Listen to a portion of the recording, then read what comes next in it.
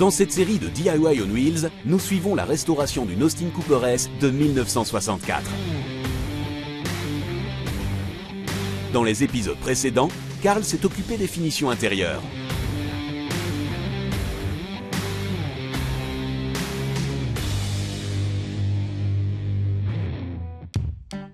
À présent, c'est au tour de la garniture du pavillon.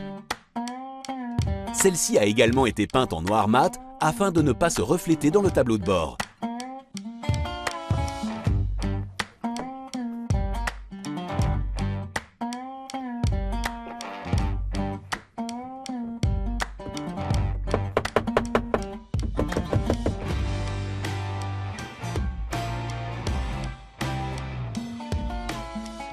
La garniture comporte deux parties pour permettre le passage des câbles pour l'éclairage.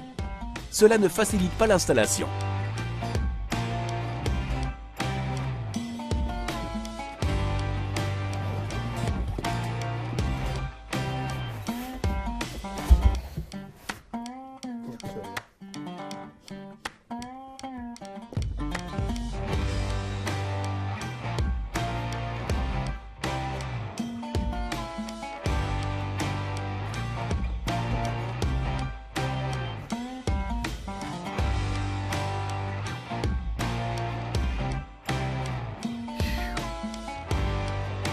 Mais Carl y est parvenu.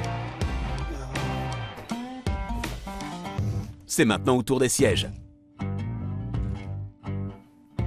Ce ne sont pas les originaux, mais bien ceux qui conviennent à cette réplique.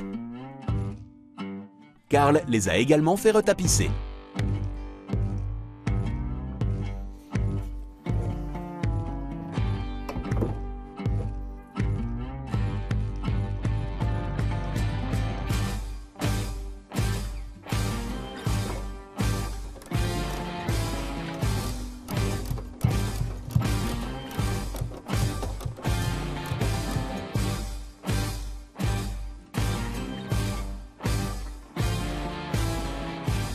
Pourquoi ce siège est-il si grand? Il s'agissait d'un siège pour dormir. Vous pouviez le coucher complètement à plat, de sorte que le copilote ou le pilote pouvait s'allonger complètement à plat jusqu'à la banquette arrière et se reposer pendant le parcours de liaison. Et Carl a également trouvé un nouveau siège pour le pilote. Le pilote avait manifestement un siège différent. Il s'agissait plutôt d'un siège baquet dans lequel il était mieux harnaché lors de la conduite sportive.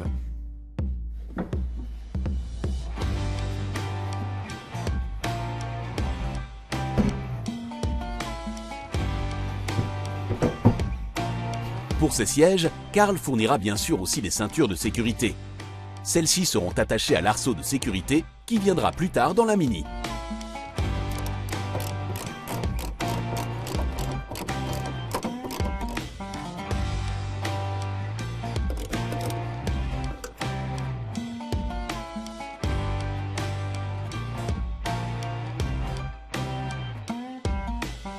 La prochaine chose que je vais installer, ce sont les butoirs de porte.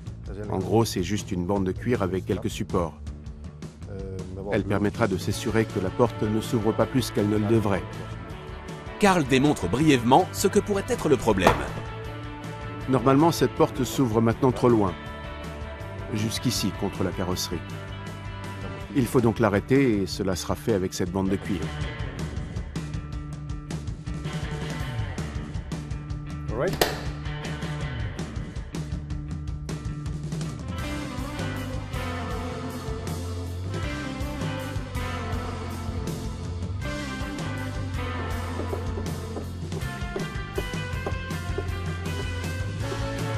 Le montage est facile.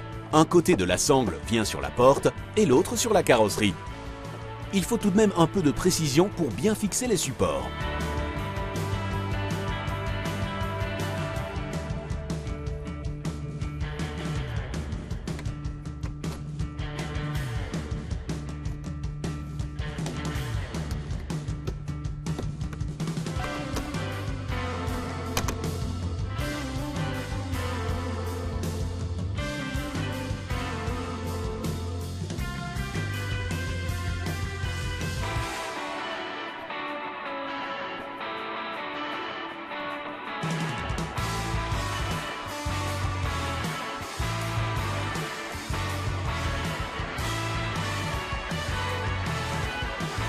Maintenant que le système est monté, vous pouvez bien voir le fonctionnement. Il s'agit d'une pièce importante, autrement la carrosserie sera endommagée.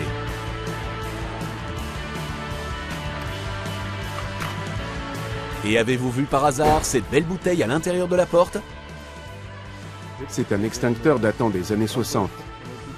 Je ne sais pas si vous pourriez éteindre beaucoup de choses avec ça. Peut-être des mini-incendies. Quoi qu'il en soit, c'était d'origine. Assez rigolé. Maintenant, au travail. La première chose que je veux installer est l'éclairage intérieur, une des dernières choses que je dois encore faire. L'électricité a été entièrement renouvelée. Mais ce qui manquait à cette Mini, c'était le cache de l'éclairage. Il disparaissait souvent. J'ai eu la chance d'en trouver un, mais le contact est différent. Ce sont deux modèles différents, mais le cache est heureusement le même.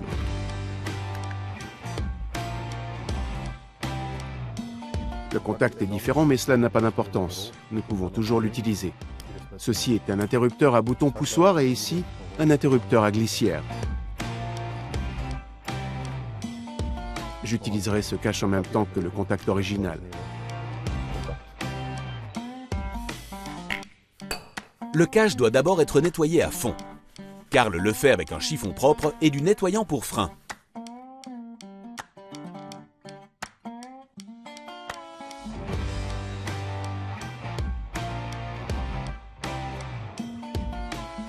Et l'intérieur a également besoin d'un peu d'attention. Comment ce système fonctionne-t-il? Comment la lampe brûle-t-elle? C'est simple. Le courant arrive ici, par ce trou arrive le fil avec le courant.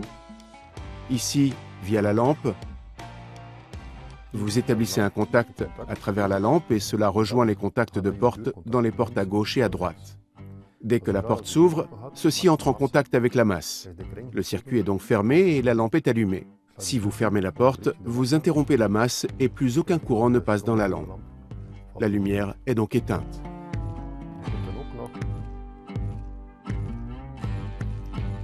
Vous pouvez également encore faire masse via ce contact ici. Maintenant, c'est ouvert. Et c'est comme ça qu'on ferme la terre. Puis le courant passe par ici et par ce commutateur vers la masse. Vous n'avez alors pas besoin du contact de porte et vous pouvez allumer la lampe vous-même sans que la porte soit ouverte. Vous l'éteignez comme ceci, mais quand vous ouvrez votre porte, vous faites à nouveau masse via le contact. Dans les pièces Lucas des années 50 et 60, ils n'utilisaient pas de clip. Ils utilisaient des contacts comme celui-ci. Vous devez pousser le fil à travers, le replier et ensuite l'insérer. À travers ce support, il établit ensuite le contact. Maintenant, tout a été amélioré, parce qu'il s'agissait de très mauvaises connexions. Mais c'est l'original, donc Karl devra l'utiliser de toute façon.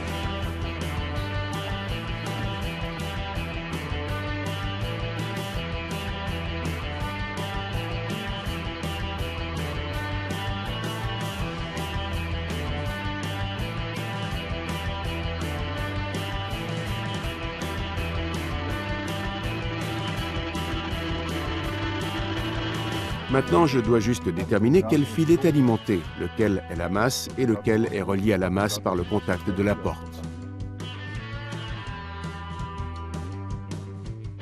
Vous pouvez voir le vert, qui est la masse. Cela donne aussi la masse parce que les portes sont ouvertes. Et ceci, c'est le courant. Donc avec cette masse, j'établis la masse en continu, comme ceci, en la tendant avec cette vis. La masse via le contact doit venir ici, et le courant passe par là.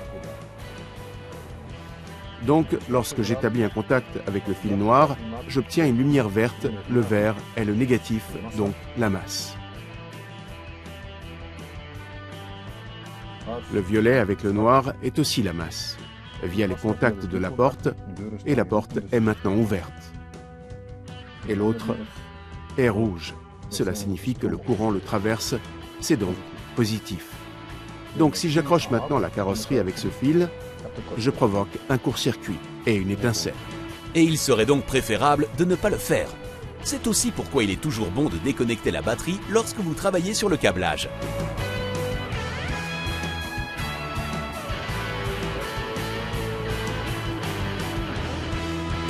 Karl commence par raccourcir et dénuder les fils pour réaliser les connexions.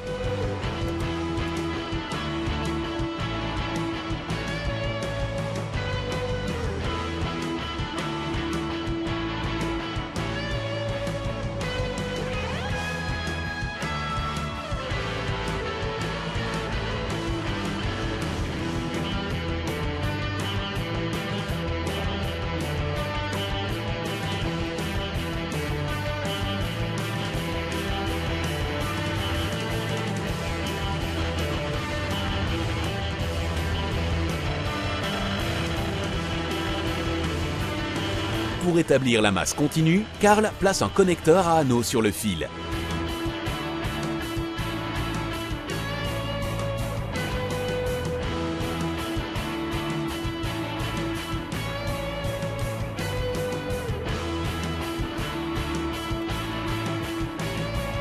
Il peut ensuite fixer le tout avec la vis.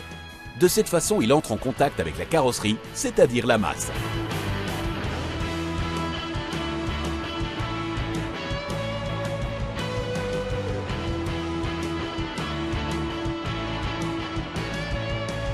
Et ensuite, il est temps de tester.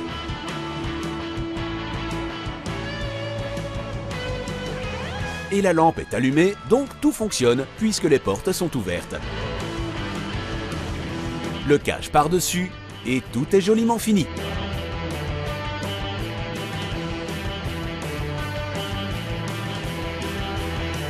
Ainsi, la voiture est prête pour les dernières retouches et un véritable essai routier.